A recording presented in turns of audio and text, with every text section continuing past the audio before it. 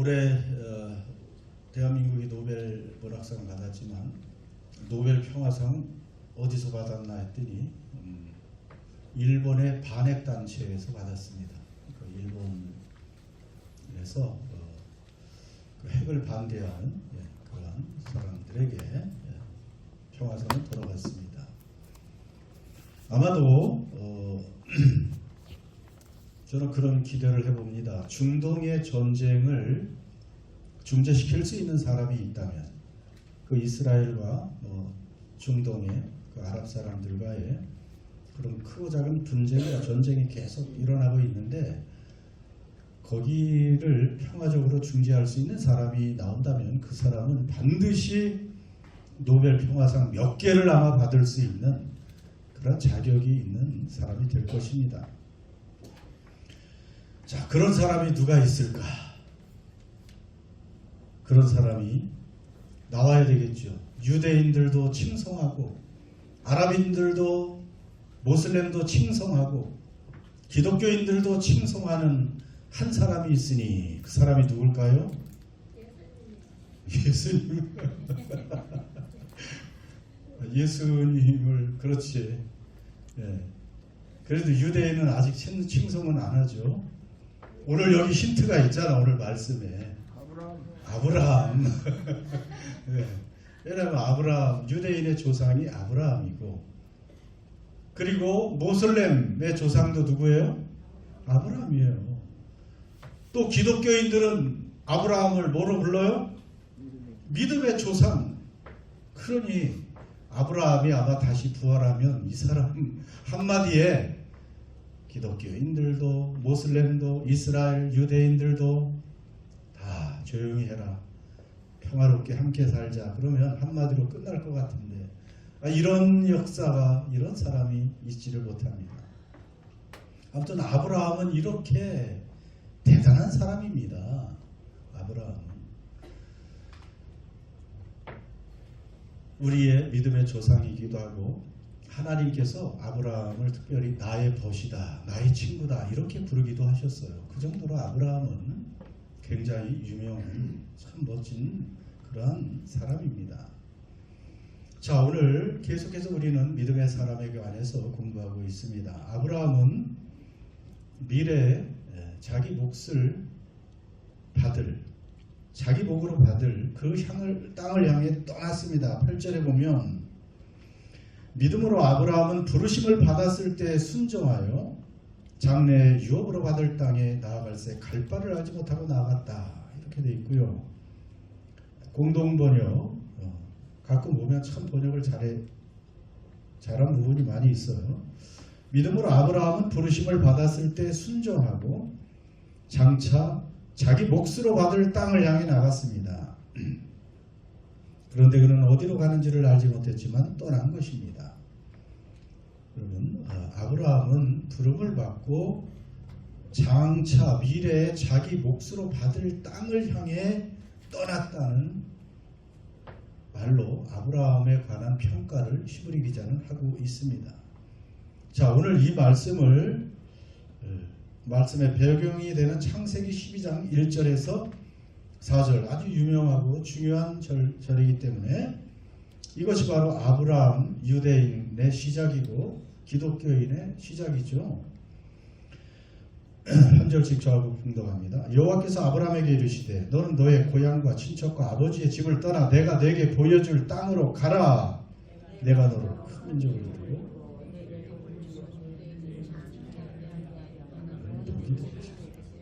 너를 축복하는 자에게는 내가 복을 내리고 너를 저주하는 자에게는 내가 저주하리니 땅의 모든 족속이 너로 말미암아 복을 얻을 것이라 하신지라. 롯도 그와 함께 갔으며 아브라함이 하란을 떠날 때 75세였더라. 아멘.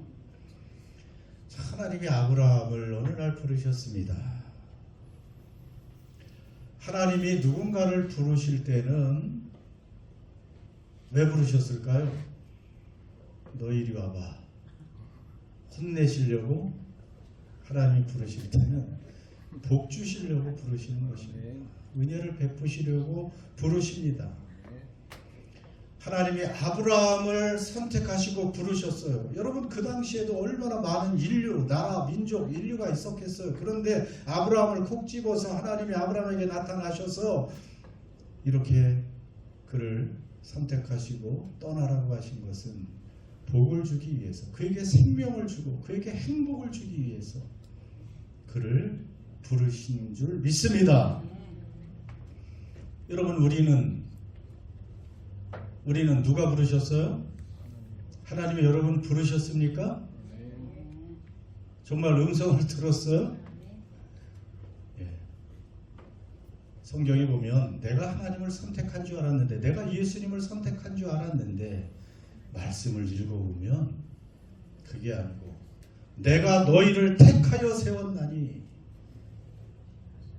우리는 내가 선택해서 결단하고 예수님 믿고 하나님 믿겠습니다, 죄를 회개합니다 하고 왔는지 알았는데 되돌아보니 하나님이 주도권을 가지신 거예요. 하나님이 선택하신 것입니다. 예정하셨다는 것을 그때 아는 거예요. 그러니 얼마나 놀랐습니까? 왜 하나님이 알고 보니 우리를 선택하시고 우리를 부르셨습니까? 우리에게 은혜와 복을 주시기 위해서, 우리에게 생명을 주기 위해서 하나님이 우리를 아브라함처럼 부르고 선택하신 줄 믿습니다. 잠시 또 생각을 해봤어요. 왜 아브라함을 하나님이 그 많은 사람들 중에 선택하셨을까? 아브라함이 뭐가 그렇게 대단한 장점이 있어서 이를 택하셔서 그를 택하사 복을 주시고 많은 민족의 조상이 되게 하셨을까? 그런데 아브라함은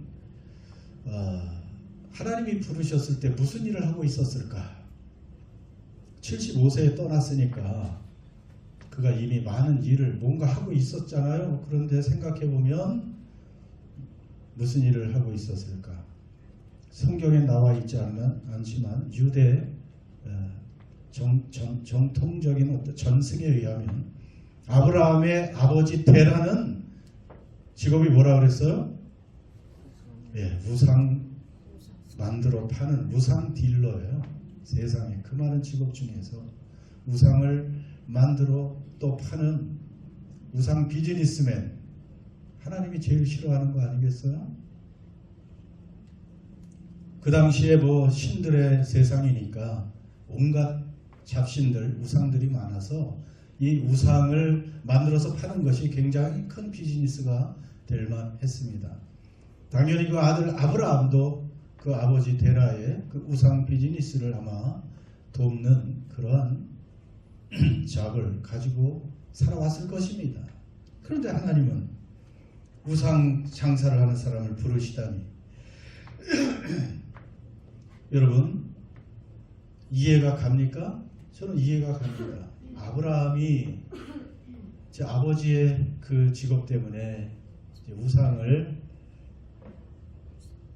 또 만드는 걸 도와주고 또 판매하는 그런 비즈니스를 하고 있지만 그 자신이 누구보다도 그 우상의 헛됨과 우상의 공허함과 우상의 어리석음을 아브라함만큼 잘하는 사람이 있겠어요? 여기 보세요. 저번에 우리가 공동체 성경 같이 읽을 때 이사야 44장 지나갔죠? 여러분 기억합니까? 재밌는 부분이 있잖아요. 우상에 관해서 하나님이 이렇게 정확히 또 기록해요. 15절 우상을 만드는 이 나무는 사람이 땔감을 삼는 것이거늘 그가 그것을 가지고 자기 몸을 덮게도 하고 불을 피워 떡을 굽기도 하고 신상을 만들어 경배하며 우상을 만들고 그 앞에 엎드리기도 하는구나. 16절 우상을 만드는 자들은 모두 허망한 자들이다. 그들이 좋아하는 우상은 아무 쓸모가 없는 것들이다. 이러한 우상을 신이라고 증언하는 자들은 눈이 먼 자들이요 무지한 자들이니 마침내 수치만 당할 뿐이라. 여러분 아브라함이 먹고 살기 위해서 어쩔 수 없이 우상 비즈니스를 하지만 그가 나무를 구해서 우상을 만들기 위해서 일부는 땔감으로 쓰고 불을 피우는 그런 나무 중에 일부를 잘라서 그것으로 조각을 하고 거기에 금은막을 씌워서 색칠을 하고 우상을 그럴듯하게 만들지만 그 우상의 정체를 아브라함은 알고 있잖아요. 참 이게 얼마나 우스운 일인가. 여기 절하고 경배하고 비는 그러한 사람들이나 그것을 신이라고 또 광고를 해서 파는 자신의 모습이 얼마나 허무하다는 것을 누구보다도 잘 알죠. 그냥 우상 자체를, 그 완성품을 바라보는 사람들은 조금 그래도 다른 생각을 할지 모르지만 그 나무 조각을 처음에 가지고 그것을 만들었던 그 근본을 아는 아브라함은 정말로 허무하다는 것을 알고, 정말 참된 신이 있다면, 인생에게 복을 줄 수 있는 참된 신이 있다면, 인간의 기도를 들어줄 수 있는 신이 있다면, 그런 마음속에 간절함이 있지 않았겠어요? 하나님은 다 보고 계시죠. 그러니까 아브라함을 선택한 것은 참으로 은혜입니다. 자기가 죄인임을 알고 갈급한 심령을 찾아오시는 하나님이 어떻게 보면 성경에 나와 있지 않지만 이거 이렇게 상상하는 것이 복음적입니다. 여러분, 예수님이 오셨을 때도 마찬가지 아니었습니까? 예수님이 세리들과 창녀들, 죄인들, 이런 사람들하고는 친하게 놀고, 갈릴리 출신의 형편없는 사람들과만 친하게 지내고 먹고 마시니까 바리새인과 서기관들이 너희들은, 그리고 왜 너희 선생은 그런 사람들과만 노느냐? 예수님 말씀하셨죠. 그렇게 질문하십니다. 누구에게 의사가 필요하냐? 병든 자냐? 건강한 자냐? 누구에게 필요해요? 병든 자에게 의사가 필요하다. 나는 의인을 부르러 온 것이 아니고 죄인을 불러서 회개케 하기 위해서 왔다. 죄인에게 필요한 거예요, 예수님은. 그래서 내가 죄인이라는 것을 아는 만큼 우리는 하나님께 감사할 수가 있고, 내가 죄인이라는 그 본질과 죄인이라는 그 내 자의식을 깊이 아는 사람이 하나님의 은혜도, 하나님의 사랑도, 하나님의 구원도 더 감사하고 더 감격할 수 있는 것입니다. 아브라함은 어쨌든 그렇게 하나님을 만나게 되었고, 하나님이 택하시고 찾아주신 그런 사람이 되었습니다. 자, 하나님께서 아브라함에게 오셔서 복을 약속하셨죠. 어떤 복입니까? 창세기 12장 2절 보면, 내가 너로 큰 민족을 이루고 내게 복을 주어 내 이름을 창대하게 하리니 너는 복이 될지라. 이게 얼마나 큰 복입니까? 참 이런 복과 참 이런 은혜 한번 누리고 싶지 않습니까? 그냥 내 가정을 일구는 것이 아니에요. 그 아브라함을 통해서 큰 민족을 주겠다. 그 전절의 1절에 땅을 주겠다. 민족을 주겠다. 내 이름을 창대하게 할 것이다. 얼마나 아브라함 창대합니까? 수억의 기독교인들이 다 아브라함을 믿음의 조상으로 칭송을 하고, 유대인도 아버지로, 조상으로, 모슬렘도 이스마엘을 낳았으니까 아라비아인들도 모슬렘도 다 아브라함을 칭송하죠. 이런 인물이 되었습니다. 그리고 너는 복이 될 것이다. 아예 그냥, 여러분, 복을 싫어하는 사람이 어디 있습니까? 근데 부스러기 복이 아니에요. 내 자체가 복이다. 너를 만지기만 해도 복을 받고, 너와 합친하는 사람 다 복을 받고, 너를 미워하고 저주하는 사람은 반대죠. 저주를 받는 거예요. 이런 놀라운 복을 줄 것이라고 하나님이 약속하셨습니다. 하나님의 복을 받기 위해서 아브라함이 한 일은 무엇입니까? 그가 75세가 되었지만 하나님을 믿고 순종하는 것입니다. 그것은 떠나라. 내 본토 친척 아비집을 떠나라. 내 나라, 내 가족 친척 다 떠나라. 꼭 말씀하십니다. 이제 아브라함 떠났습니까? 나라를 떠났습니다. 여러분, 이 현실적으로는 쉽지 않은 거예요, 정말로. 당시 갈대아 우르는 그 최고의 문명 국가였습니다. 문명이 가장 발달한 이 가나안 땅은 아직 형편없는, 오늘날로 치면 저 아주 그 개발도상국도 안 되는 후진국이었습니다. 그 최첨단 문명국에서 후진국으로 이주하라는 것입니다. 여러분에게 지금 뉴질랜드 땅을 떠나서 어디로 보내면 좋을까?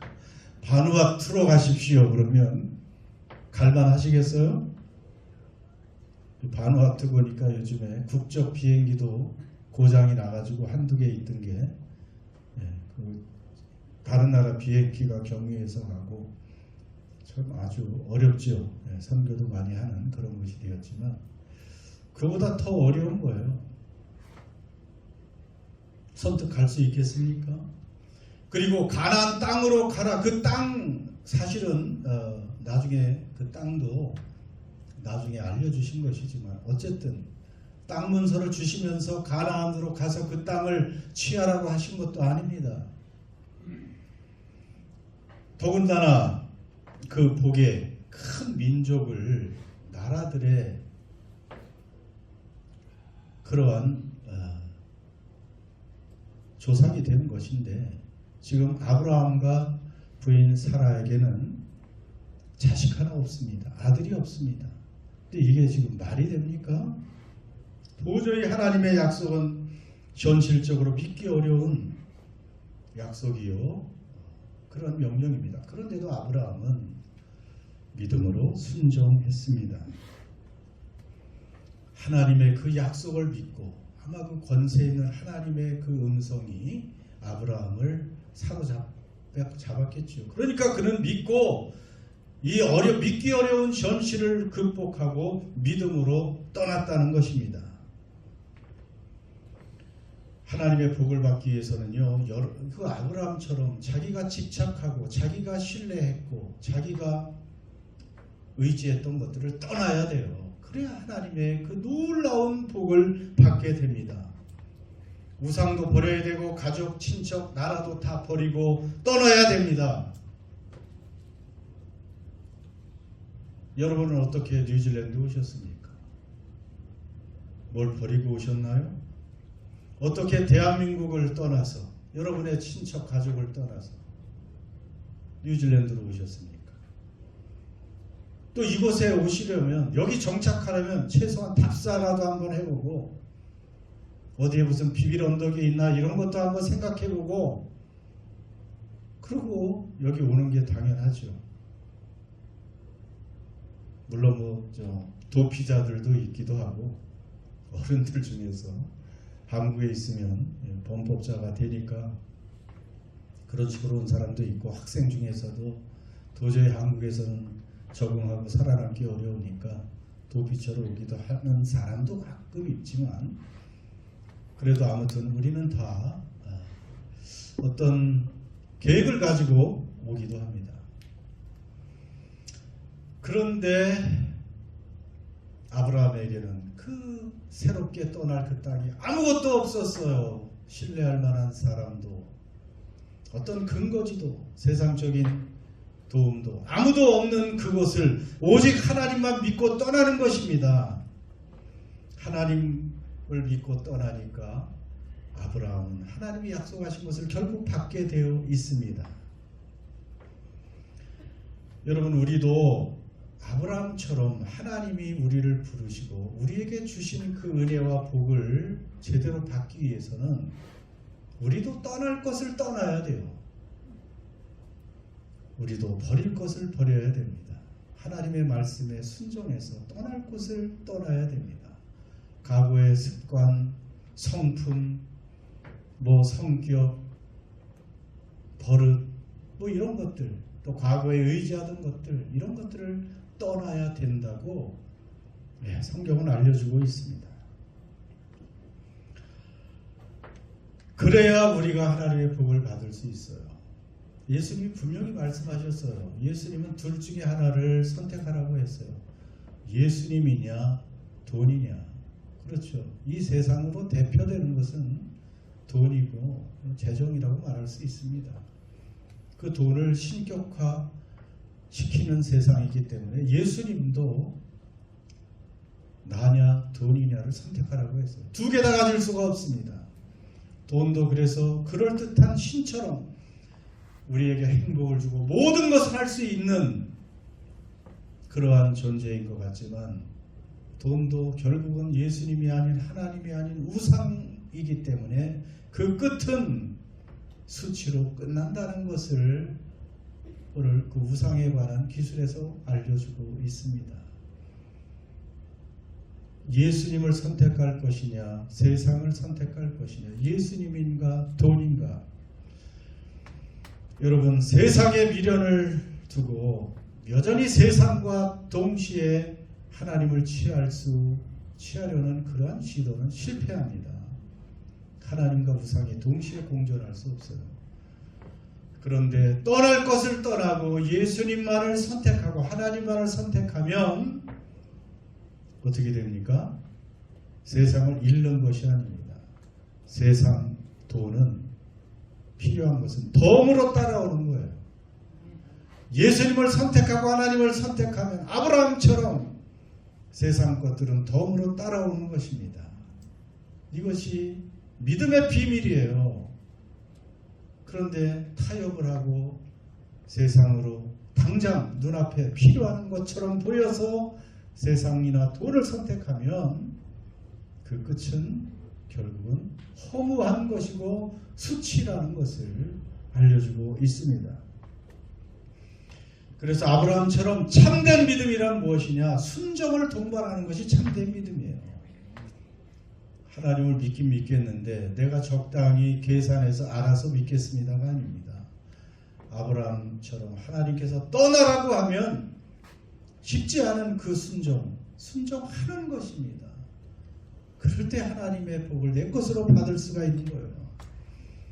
믿음의 꽃, 믿음의 진수가 뭐냐면 순종입니다. 순종까지 나아가야 그것을 믿음이라고 말하는 것이죠. 믿음이 있는 사람은 순종하게 되어 있어요.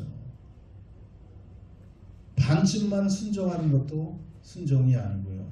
전적으로 하나님이 하라고 하면 그대로 하는 거예요. 사랑하라고 하면 사랑하고 용서하라고 하면 용서하고 기뻐하라고 하면 기뻐하고 감사하라고 하면 감사하고 나만 믿고 염려하지 말라고 하면 그렇게 하는 것이고 또 미래에 우리에게 주실 그 복들을 믿음으로 사는 사람이 내 것으로 삼을 수 있습니다.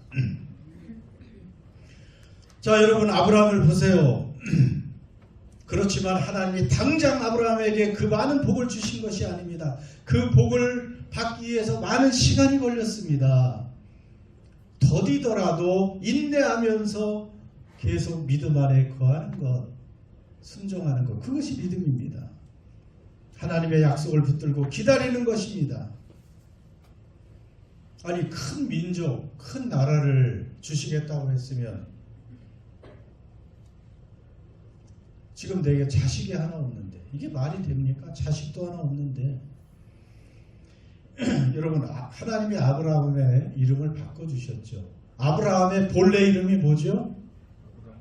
아브라함이에요. 그냥 나의 그냥 고귀한 아버지 그런 정도의 뜻, 좋은 아버지 그런 뜻입니다. 그런데 아브라함을 아브라함으로 바꿔주셨어요. 아브라함의 뜻은 뭐라 그랬어요? 열국의 아버지. 그러니까 모든 민족의 아버지. 아브라함의 뜻 자체가 그거예요.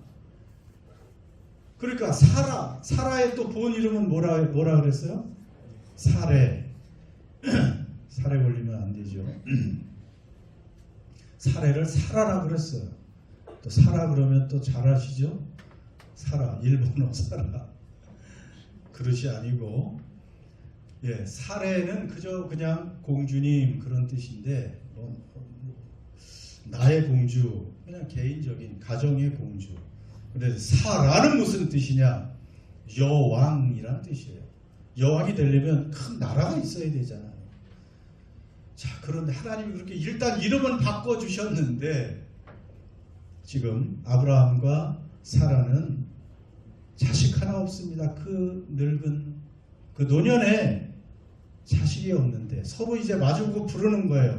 사라는 아브라함에게 많은 민족의 아버님 이렇게 부르고, 아브라함은 사라를 향해서 여왕님, 큰 나라의 여왕님 이렇게 서로 불렀다는 거예요. 참 기가 막히죠. 자녀도 하나 없는데. 근데 그렇게 계속 부르니까 그 믿음대로 됐잖아요. 여러분, 그 당시 아브라함과 사라는 아들을 갖는 거 불가능했죠. 의학적으로, 생물학적으로 이미 불가능했어요. 사라는 하나님이 두 번째로 찾아오셔서 내년 이맘때면 너희가 아들을 안고 있을 것이다, 그렇게 약속을 해주셨는데, 그때 사라의 나이 몇 세? 약 90세. 아브라함의 나이 99세지만 거의 100세. 쉽게 90살, 100살 때 하나님이 찾아오셔서 그런 말을 예언을 하셨습니다. 사실 사라가 더 많이 웃었고 아브라함도 웃었죠, 속으로. 왜 웃었어요? 아니, 이 나이에 여러분 더 이상 사라의 그 생물학적인 모든 그 태는 끊어졌어요. 죽은 자나 방불하다고 했잖아요. 남자를 생산할 수 없어요. 아브라함도 마찬가지예요. 더 이상 정자를 생산할 수 없어요. 죽은 사람이나 이제 마찬가지예요. 그런데 내년에 아들을 낳을 거야, 그렇게 말씀하시니 좋은 웃음도 있고 기가 막힌 웃음도 있고. 권사님들 내년에 아들을 낳을 것입니다. 왜 웃어요? 연세가 더 많았어요. 자, 그러니까 웃었죠. 그래서 그 다음에 낳은 그 아들의 이름을 이삭으로 지었잖아. 이삭의 뜻이 뭐라 그랬어요? 웃음이란 뜻이에요. 그래서 이삭은, 아이작은 웃음이란 뜻입니다. 참. 자, 그런데 결국 이들은 하나님의 약속대로 아들을 낳았습니다. 여러분, 어떻게 아들을 낳았다고요? 11, 12절.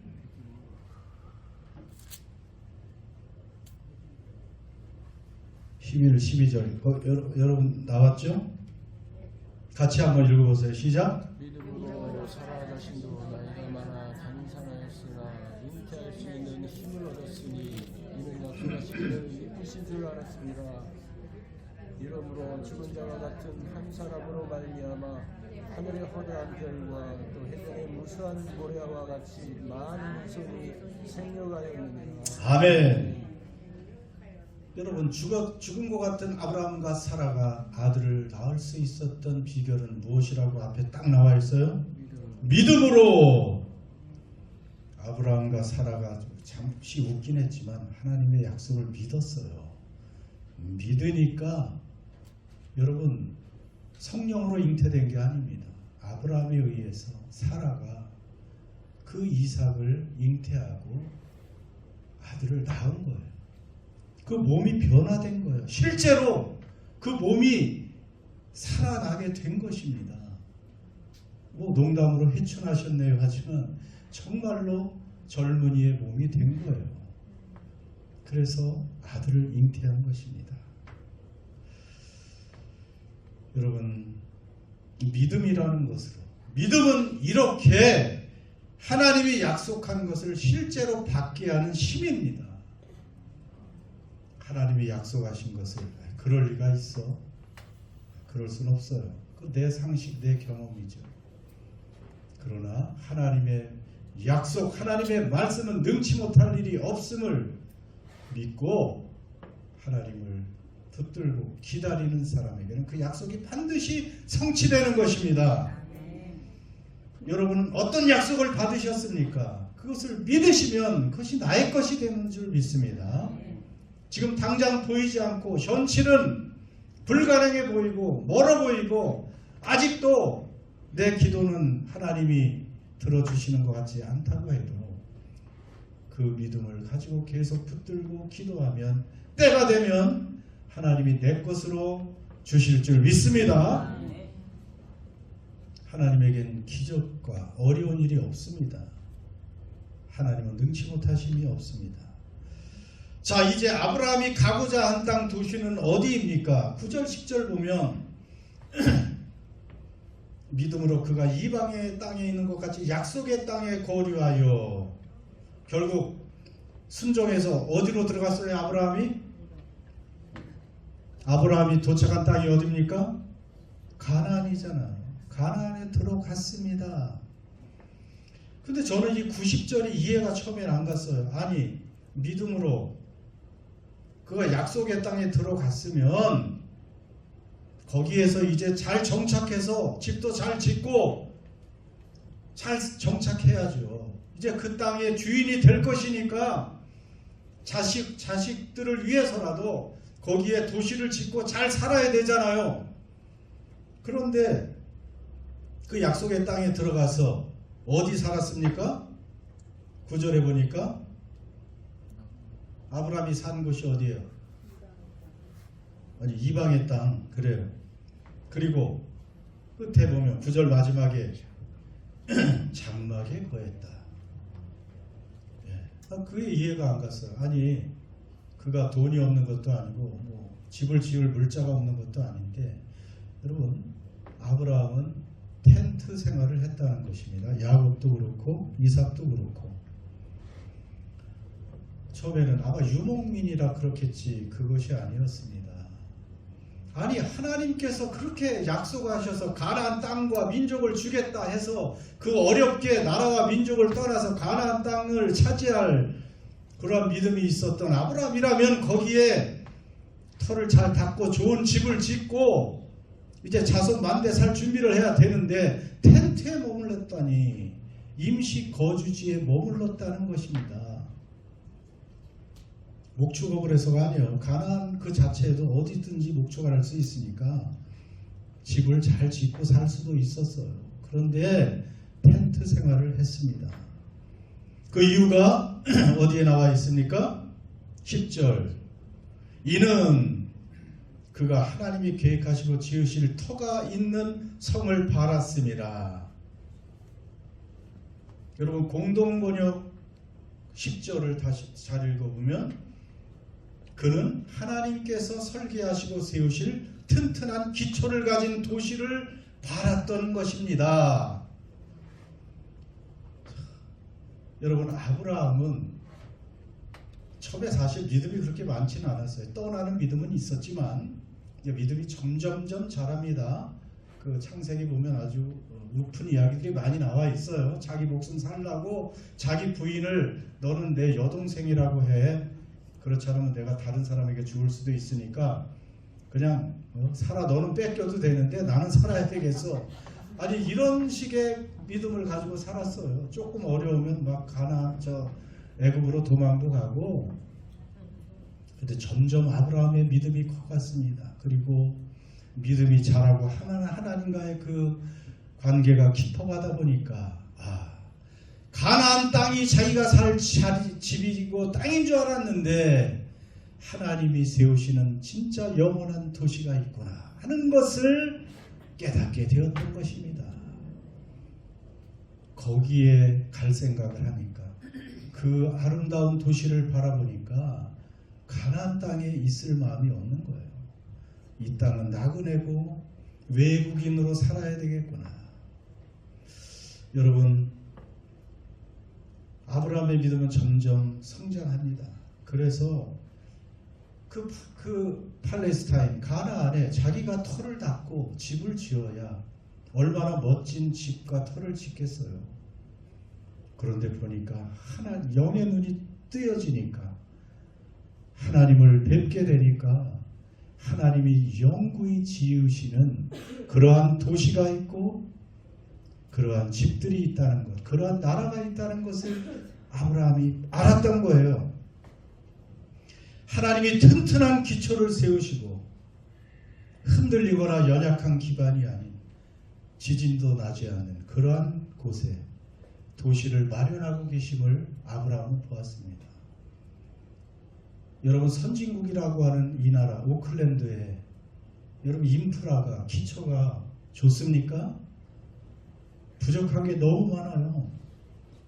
그 교통체증 아침 저녁으로 요즘에는 낮에도 너무 쉽지 않죠. 상하수도 가격이 너무 비쌉니다. 그것도 이제 부족해가지고 집 문제, 주거 문제도 힘듭니다.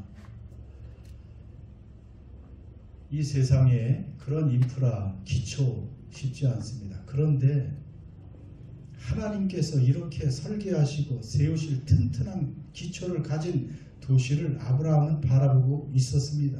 13절. 이 사람들은 다 믿음을 따라 죽었으며 약속을 받지 못하였을 때 그것들을 멀리서 보고 환영하며 또 땅에서는 외국인과 나그네임을 증언하였으니, 여러분 아브라함도 이삭도 야곱도 멀리서 그 하나님이 지으실 그 도시와 집을, 그 나라를 바라보고 있었어요. 그러나 그 당시에 받지는 못했습니다만 멀리서 보고 환영하고, 그래서 어차피 이 땅은 중간 기착지일 뿐이다. 나는 나그네요 외국인이다. 여러분 이런 심정으로 살았다는 거예요. 그러니까 그냥 이것이 다인 줄 알고 사는 사람들과 차원이 다른 생각과 가치관을 가지고 세계관을 가지고 살게 되는 것입니다. 하나님이 친히 설계하고 건축할 도시국가입니다. 도시국가예요. 새 예루살렘이라고도 하는 곳이 있습니다. 여러분 하나님께서 정말 실제적인 도시를 만드실까요? 이렇게 이 우주를 지으신 그런 재료를 가지고 도시를 건축하시는 분일까요? 여러분 하나님이 이 우주와 지구를 누가 만드셨어요? 하나님이 만드셨잖아요. 이 물리적인 구체적인 그러한 재료를 가지고 만드신 분이 하나님이십니다. 그렇기 때문에 하나님이 세우실 그 도시, 그 집들은 하나님이 최고의 설계로, 최고의 재료로 하나님은 구체적으로 짓고 계십니다. 그 도시의 기초는 확실하고요. 우리 아브라함과 우리들이 살 수 있는 그 모든 구원받을 인구의 숫자를 정확히 하나님이 계산하셔서 그곳에서 충분히 잘 살 수 있는 그러한 곳을 하나님은 터를 닦고 세우시고 짓고 준비하시고 우리를 기다리고 계십니다. 여러분 믿습니까?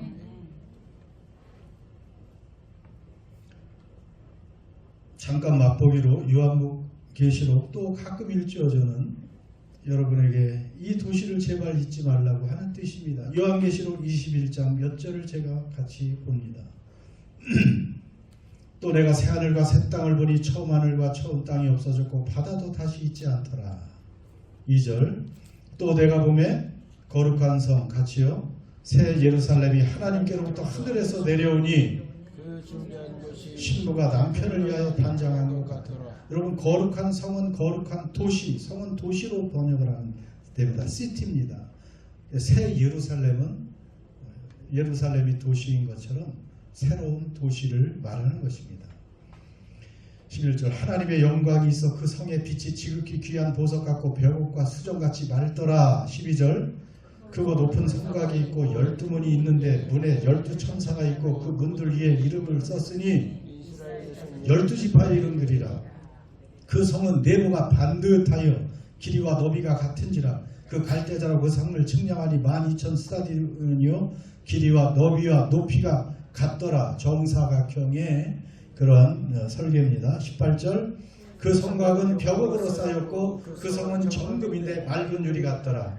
그 성의 성곽의 기초석은 각색 보석으로 꾸몄는데 첫째 기초석은, 둘째는, 셋째는, 넷째는, 다섯째는, 여섯째는, 일곱째는, 여덟째는, 아홉째는, 열째는, 열한째는, 열두째는, 21절 그 12문은 12진주니 각 문마다 한 개의 진주로 되어 있고 성의 길은 맑은 유리 같은 정금이더라.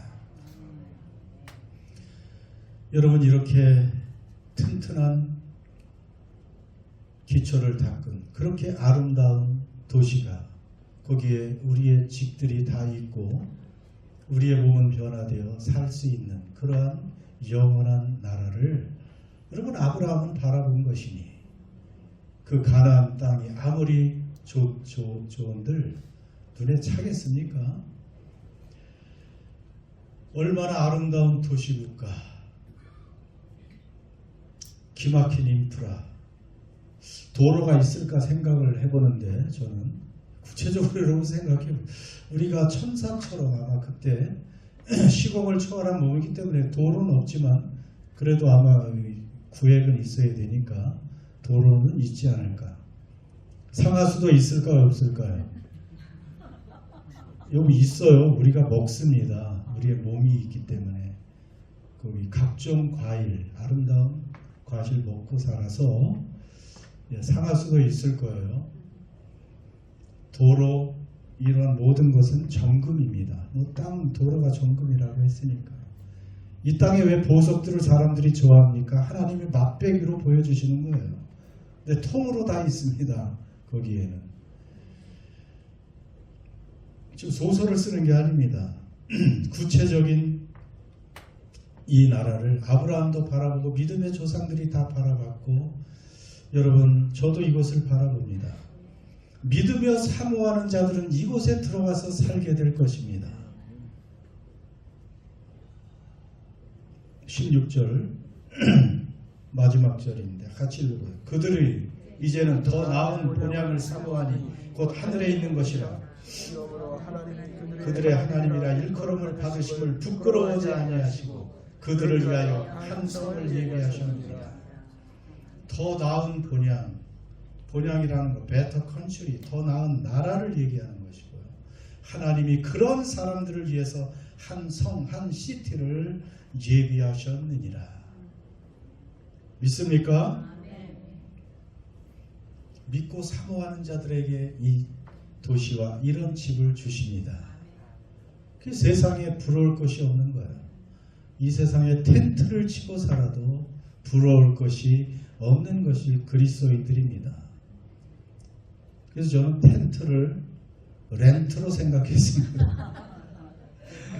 그러니까 텐트나 렌트나 뭐 자기 집이 있으나 없으나 조금 있다 사라질 것인데 그게 무슨 큰 의미는 없는 거예요. 믿음의 눈으로 바라보고 살아야 돼요. 그러니까 아브라함은 가나안 땅, 이스라엘에게 가나안 땅은 약속의 땅이라고 우리는 알고 있습니다.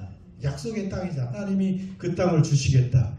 떠돌이 하던 그들에게 그래도 잠시 약속의 땅을 주셨지만 저는 그 약속의 땅을 새로운 약속을 받은 땅이라고 저는 생각을 합니다.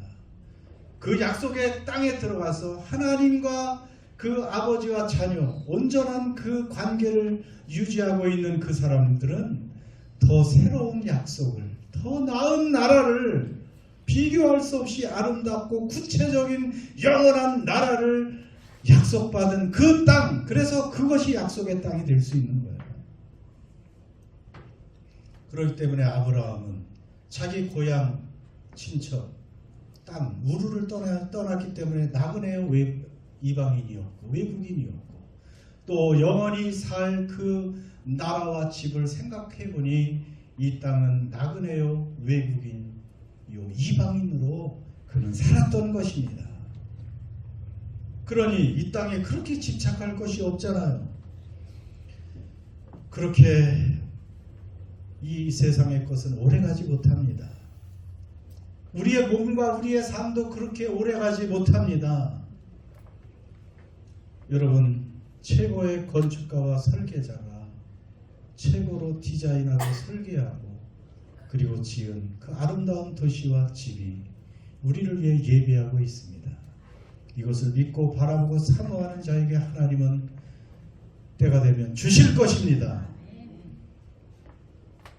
그곳에 살 때까지, 그곳에 도달할 때까지 여러분 이 땅에서 우리는 잠시 거류자요, 나그네요, 외국인이요, 이방인이라는 사실도 잊지 말아야 됩니다.